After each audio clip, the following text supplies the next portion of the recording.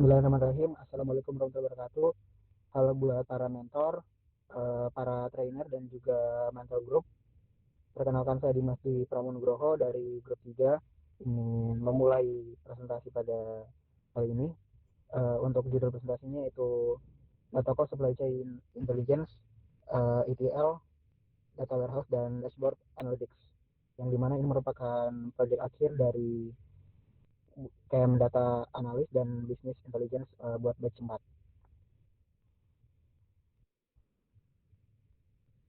Next slide.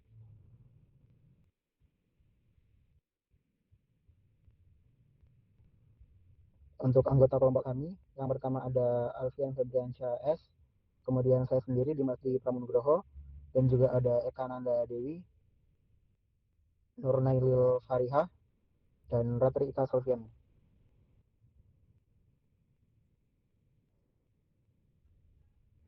Untuk latar belakang, yang dimana kenapa sih kami ngambil topik ini?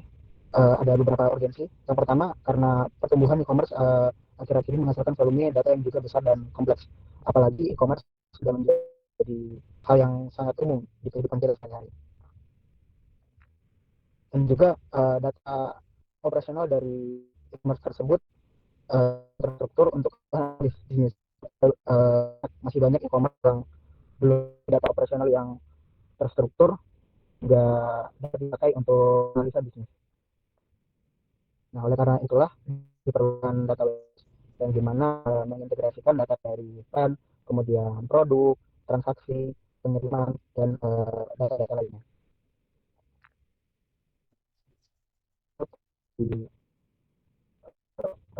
Nanti bisa kita melalui dashboard interaktif yang dimana ada tujuan untuk mengambil tujuan itu untuk mendukung dalam pengambilan baik dalam hal bisnis, operasional, sumber daya dan lainnya di mana data.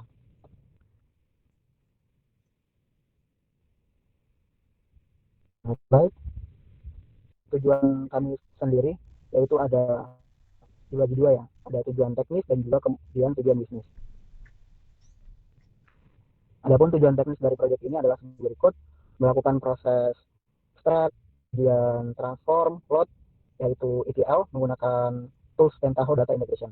Yang kedua, kami membangun data warehouse berbasis star schema dengan struktur query language dari PostgreSQL. Yang ketiga, mengembangkan data mart sesuai kebutuhan analisis bisnis. Jadi dari data warehouse tersebut mengembangkan data mart, dan dari data mart tersebut dibangun dashboard interaktif dengan toolsnya TableAU. Yang dimana ini tujuannya itu buat menyediakan visualisasi data yang mendukung pengambilan keputusan operasional dan juga strategis. Kemudian tujuan bisnis yang pertama yaitu mengidentifikasi performa, penjualan, dan profit. Yang dimana kami mengidentifikasi kategori yang memberikan kontribusi terbesar terhadap revenue dan profit. Yang kedua ada menganalisis perilaku pelanggan berdasarkan segmen dan wilayah. Kami melakukan pemahaman terhadap perilaku pelanggan berdasarkan segmen dan wilayah. Yang kemudian ada mengevaluasi efektivitas pengiriman dan risiko keterlambatan. Nah, kami melakukan analisis performa pengiriman dan juga tingkat risiko keterlambatan, kemudian melakukan efisiensi shipping mode terhadap biaya dan waktu pengiriman. Dan yang terakhir ada memberikan rekomendasi bisnis berbasis data untuk mendukung pengambilan keputusan. Jadi dari hal-hal yang sudah dilakukan, kami melakukan rekomendasi bisnis dari data tersebut ya guna untuk pengambilan keputusan. Next slide. Kita masuk ke Lingkup Project. Lingkup Project ini terbagi jadi, saya bagi menjadi dua ya, teman bagi menjadi dua, yang mana scope in dan scope out. Scope in yang pertama ada pembuatan staging area, yang dimana proyek ini mencakup proses ekstraksi data dari dataset data smart supply chain serta pemuatan data ke staging area menggunakan Pentaho sebagai tahap awal sebelum data diproses ke dalam data warehouse. Yang kedua, data warehouse. Lingkup proyek ini dibatasi pada pembangunan data warehouse menggunakan model star schema yang terdiri dari tabel fakta dan juga tabel dimensi yang berkaitan dengan analisis transaksi e-commerce. Yang ketiga ada pembuatan data mart. Proyek ini hanya berfokus pada pembuatan data mart yang digunakan untuk analisis transaksi dan revenue berdasarkan data penjualan pada dataset data cost smart supply chain. Yang keempat yaitu pembuatan dashboard analytics, yaitu masuk ke dalam mockup dashboard. Dashboard yang dibuat berupa dashboard analytics yang buat menjadi konsep dasar dari pembuatan dashboard analytics. Nah, yang terakhir ada dashboard analytics. Dashboard analytics yaitu nanti ada batas analisisnya yang dipakai. Jadi dalam proyek ini hanya difokuskan pada pengolahan data historis dan juga visualisasi data penjualan. Proyek ini tidak mencakup analisis prediktif, machine learning maupun pengembangan sistem otomasi bisnis. Jadi buat scope outnya nanti pengembangan lebih lanjut ada bisa dibuatkan machine learning, kemudian predictive analytics, ada real time integration-nya, operational application dan business automation.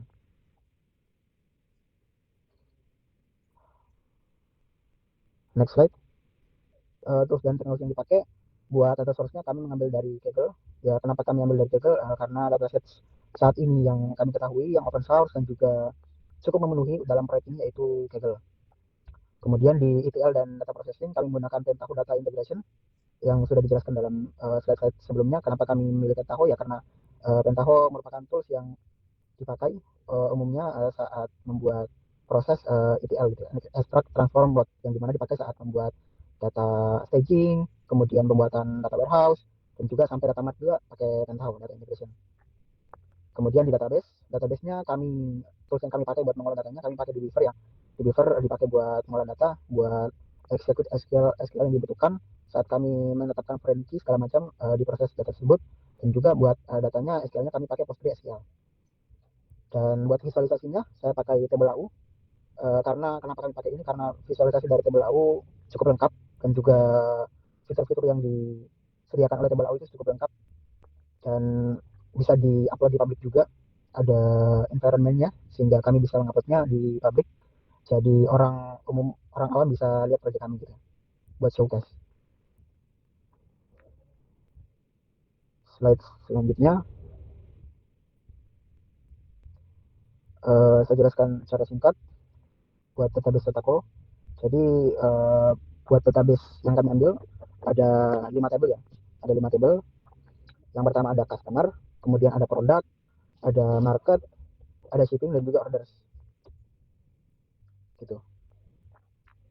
Yang dimana masing-masing dari tabel ini dari 3 tabel ada yang pakai primary key dan juga ada 2 tabel yang foreign key-nya itu dari orders. Nah, dataset diambil dari Kaggle ya pakai tools yang tadi kami ambil pakai Kaggle. Kemudian dataset yang kami ambil itu berbentuk CSV, dan juga kenapa Pak kami pilih data ini karena data ini sangat merepresentasikan data transaksi e-commerce. Nah, dataset awal masih berupa satu tabel besar, jadi buat buat kami mengolahnya sangat panjang, jadi kami pilih ini, jadi kami bisa belajar lebih banyak lagi gitu. Dan juga datanya saya sudah jelaskan tadi dibagi menjadi 5 lintas. Yang pertama ada customer, ada produk, ada orders, market, dan shipping. Next slide.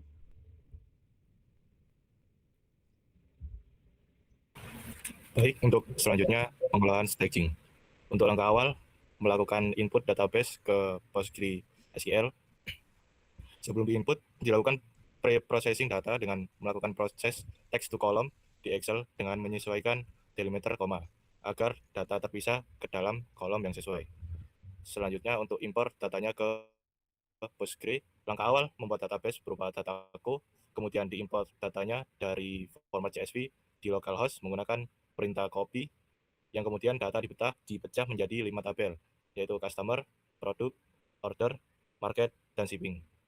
Selanjutnya, melakukan pengecekan data yang berhasil atau verifikasi data menggunakan CON. Untuk hasilnya, berupa struktur database OLTP dan database siap untuk diolah pada proses selanjutnya. Next. Untuk langkah kedua, membuat struktur tabel staging di The Beaver dengan tujuan sebagai penyimpanan sementara sebelum diproses di data warehouse. Untuk prosesnya, membuat database Datako underscore staging, lalu membuat skema log dan staging pada database tersebut. Lalu mengisi skema log dengan script SQL log underscore Datako underscore staging. Kemudian mengambil struktur tabel dari OLTP menggunakan DTL. Lalu mengisi skema staging dengan script SQL, yaitu Datako underscore staging dari DTL dengan menghapus foreign key dan mengubah skema public menjadi staging. Hasilnya, struktur tabel staging berhasil dan siap diolah di Pentaho. Next. Untuk langkah ketiga, pengolahan staging menggunakan Pentaho. Tahap pertama membuat file repository untuk menyimpan seluruh file, transformasi, dan job, lalu menyambungkan koneksi database, OLTP, dan staging yang telah dibuat dan dilakukan pengecekan koneksi berhasil dijalankan.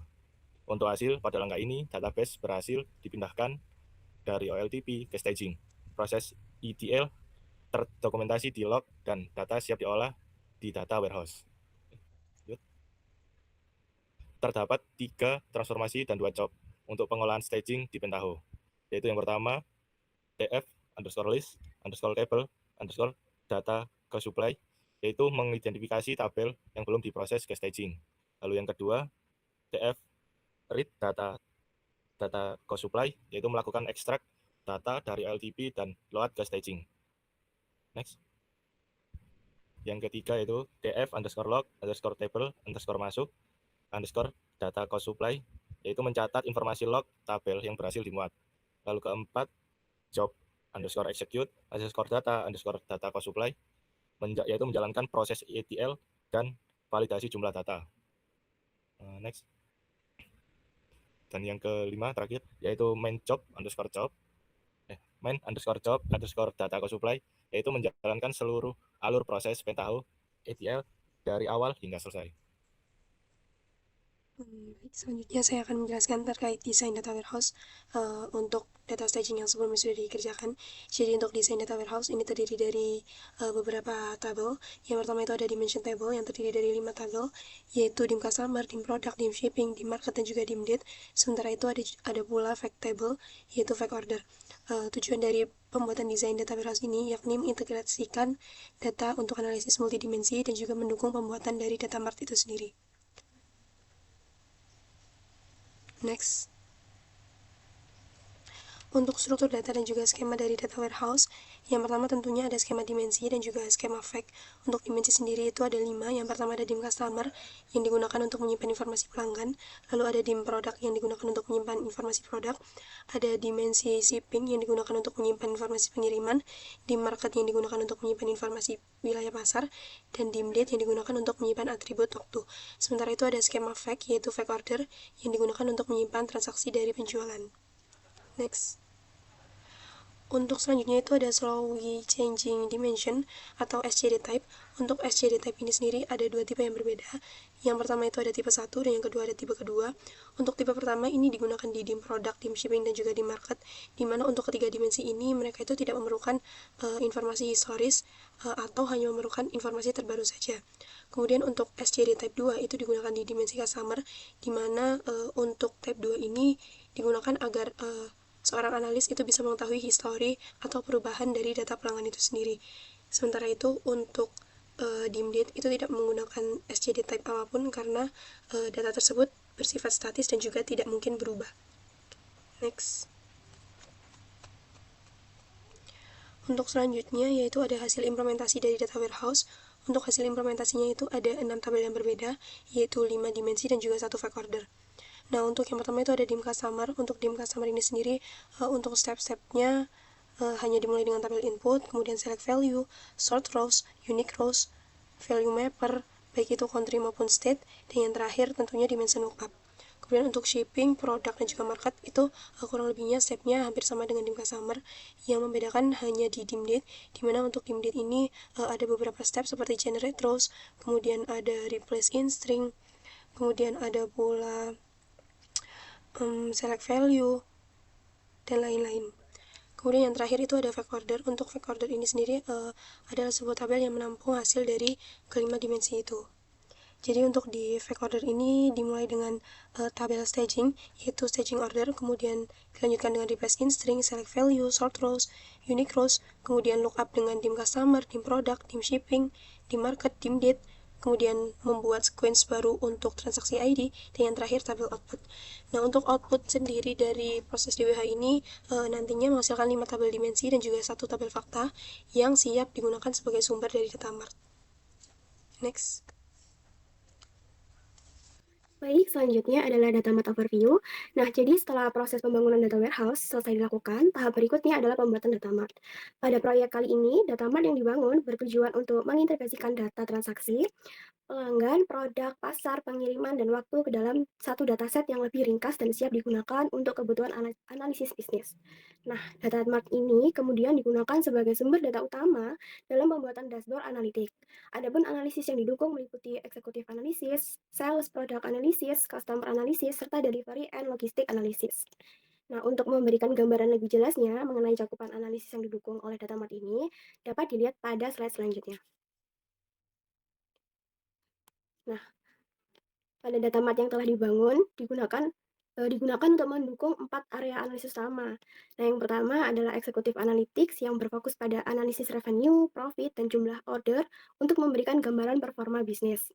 Yang kedua adalah sales and product analytics yang digunakan untuk menganalisis kategori produk, departemen produk, serta tren penjualan dari waktu ke waktu. Yang ketiga adalah customer analytics yang berfokus pada segmentasi pelanggan, wilayah pelanggan, serta distribusi pelanggan berdasarkan market.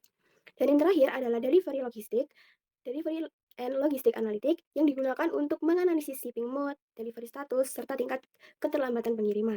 Nah, seluruh kebutuhan analisis tersebut diperoleh dari satu data mart yang sama, yaitu Fact Transaction Dataco. Nah, setelah menentukan kebutuhan analisis yang akan didukung, langkah berikutnya adalah membangun data mart melalui proses transformasi menggunakan Pentaho. Next. Pada tahap implementasi, proses pembentukan data mart dilakukan menggunakan Pentaho Data Integration. Nah, langkah pertama adalah melakukan konfigurasi koneksi antara Pentaho dan database ProgressDL agar seluruh tabel fakta dan dimensi dapat diakses selama proses transformasi. Nah, selanjutnya, data transaksi diambil dari tabel fact order sebagai sumber utama. Data tersebut kemudian diintegrasikan dengan tabel dimensi customer, produk, market, shipping, dan date menggunakan proses stream lookup. Lalu setelah seluruh data berhasil digabungkan, dilakukan pemilihan atribut yang dibutuhkan untuk kebutuhan dashboard menggunakan select value. Nah, hasil akhir transformasi kemudian disimpan ke dalam tabel output dan text file output yang akan digunakan sebagai sumber data pada dashboard Tableau. Nah, pada bagian bawah slide dapat dilihat hasil akhir tabel Fact Transaction Dataco yang telah berhasil dibentuk. Nah, setelah data mart berhasil dibangun, dan menghasilkan dataset yang siap dianalisis, tahap berikutnya adalah pembuatan dashboard interaktif menggunakan Tableau untuk menyajikan informasi bisnis secara visual dan mudah dipahami. Nah, untuk bagian ini akan dijelaskan oleh rekan saya, dipersilakan. Oke, visualisasi pembuatan dashboard. Pada tahap ini dilakukan pembuatan mockup dashboard sebagai media visualisasi data untuk menyajikan informasi bisnis secara ringkas, terstruktur, dan mudah dipahami. Nah, dashboard yang dikembangkan bertujuan untuk membantu pengguna dalam memantau performa bisnis supply chain secara menyeluruh melalui satu tampilan interaktif. Nah, sebelum itu, proses pembuatan dashboard yang pertama yaitu pengumpulan dan pemahaman data. Nah, data yang digunakan berasal dari tabel fakta, fact transaction, format CSV. Yang kedua, identifikasi KPI dan variabel analisis. Yang ketiga, data preparation. Tahap ini merupakan proses persiapan data sebelum divisualisasikan ke dalam dashboard. Yang tahap keempat, perancangan struktur dan visualisasi dashboard. Nah, tahap terakhir ini adalah perancangan struktur dan visualisasi dashboard yang dilakukan berdasarkan hasil data yang telah diproses sebelumnya. Nah, dashboard ini dirancang menjadi 4 halaman yang memiliki fungsi analisis berbeda namun saling terintegrasi. Yang pertama ada login page, business overview dashboard, sales and product performance dashboard, serta customer and market insight dashboard. Maaf, dan satu lagi yang terakhir ada delivery analysis karena ada ketambahan tampilan login ya. Coba kita lihat tampilan di Tableau.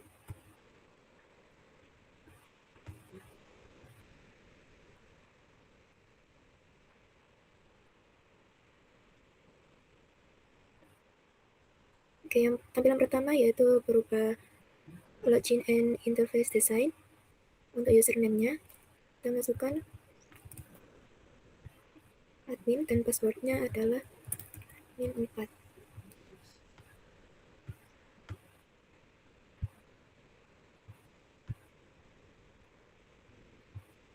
Nah, ketika diklik masuk, akan menampilkan dashboard pertama, yaitu Business Overview. Tampilannya seperti ini. Nah, ada juga beberapa filter, yaitu tahun, segmen, dan market.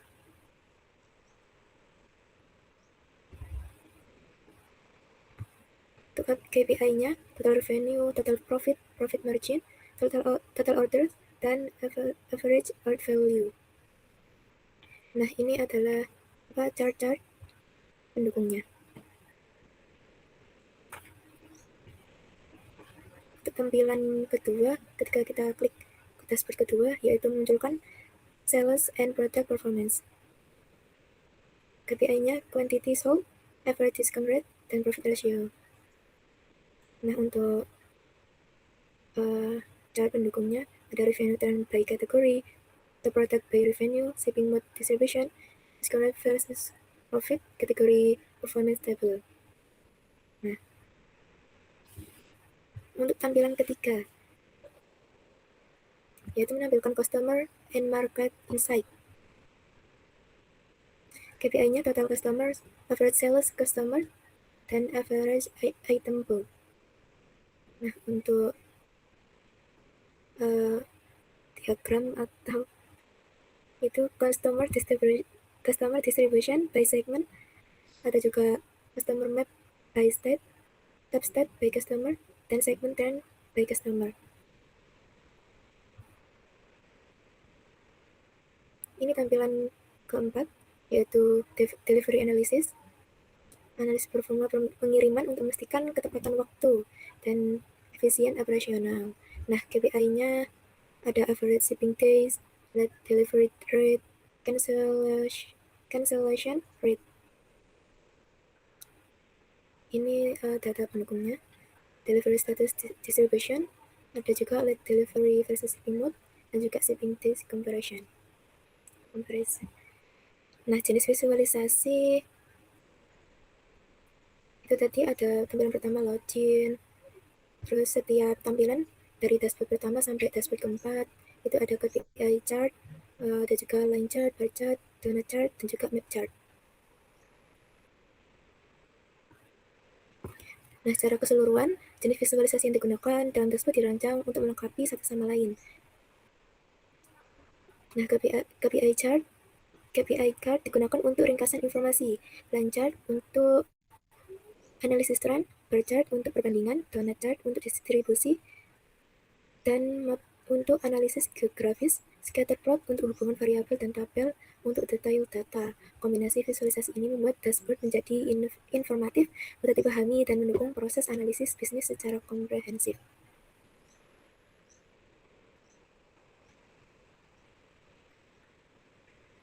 Nah, ketika kita mengarahkan kursor ke angkanya ya, itu ada keterangan, misalnya di sini. Nah, ada tampilan rata-rata durasi waktu yang dibutuhkan untuk menyelesaikan proses pengiriman barang dari gudang hingga sampai ke tangan pelanggan pada periode berjalan ini adalah selama 3.498 hari. Nah, setiap angka itu ada keterangannya.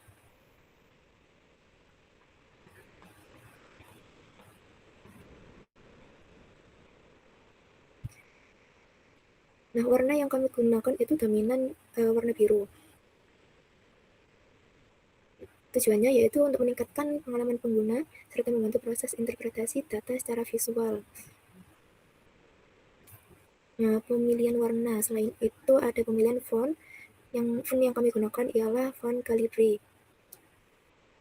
Font utama yang digunakan memiliki karakter sederhana, formal, dan mudah dibaca. Yang semuanya menggunakan font Calibri, yang membedakan adalah ukurannya saja. Jadi kombinasi warna dan font tersebut membuat tampilan dashboard menjadi lebih seimbang, profesional, dan nyaman dilihat. Selain meningkatkan nilai estetika, penggunaan warna dan font yang konsisten juga membantu pengguna memahami informasi dengan lebih cepat dan jelas. Oke, kita kembali. Nah, selanjutnya ada Insight Dashboard. Tampilan pertama menampilkan dashboard Business Overview.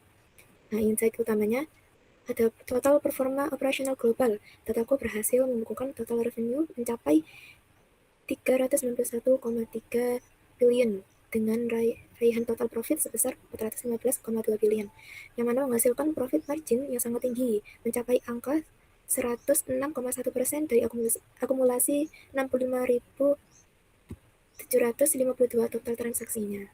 Nah, secara geografis, wilayah LATAM atau Latin Amerika dan Europe konsisten menjadi dua kontributor utama yang menyumbang porsi profitabilitas terbesar bagi perusahaan. Selanjutnya ada analisis dan rekomendasi bisnisnya, yang mana tingginya profit margin menunjukkan efisiensi pembiayaan operasional yang sangat sehat.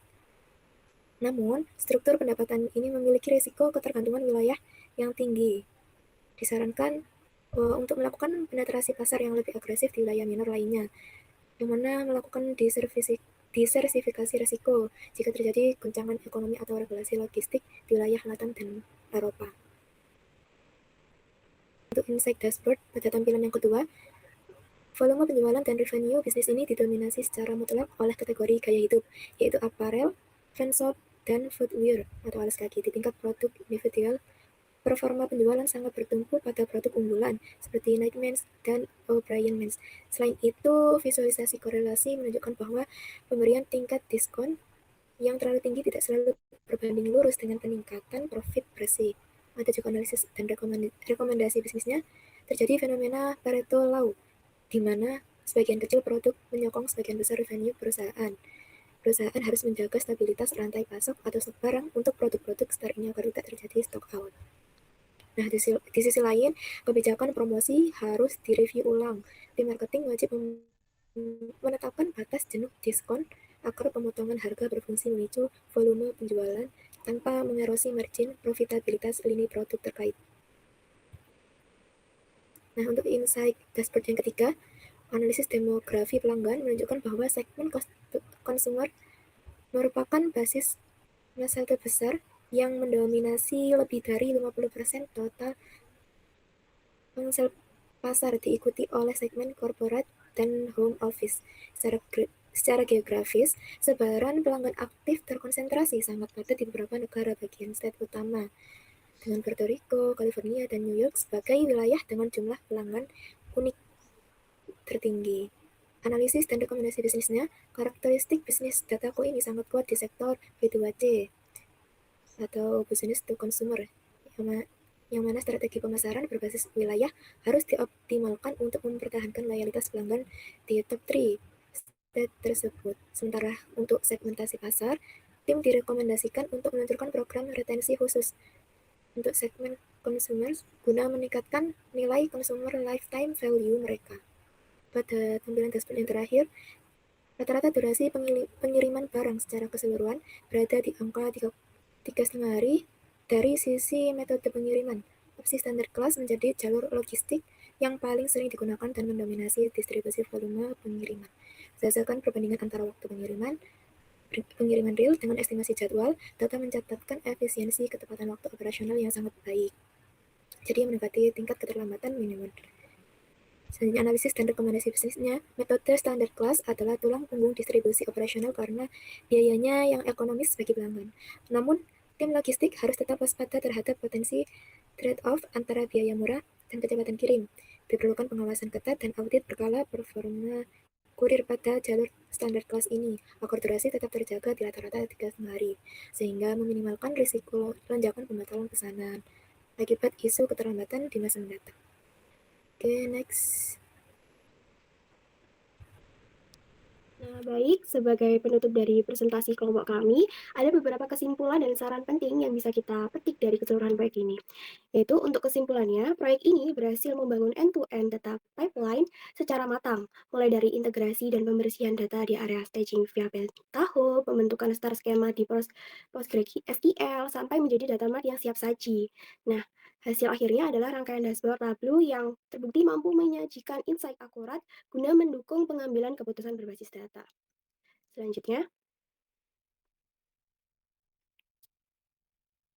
next. Kemudian untuk sarannya demi pengembangan sistem ke depan, kelompok kami merekomendasikan beberapa poin utama. Di antaranya otomatisasi pipeline ETL, Pentaho, agar berjalan secara real time. Yang kedua, mengubah koneksi Tableau menjadi live connection langsung ke database, lalu serta meningkatkan kualitas validasi data di area staging. Nah, sekian pemaparan hasil proyek akhir dari kelompok kami. Terima kasih banyak atas perhatian serta bimbingannya selama ini dari kakak trainer ataupun kakak mentor. Semoga hasil proyek akhir kami ini dapat memberikan gambaran solusi yang bermanfaat. Kami pamit undur diri. Terima kasih. Wassalamualaikum warahmatullahi wabarakatuh.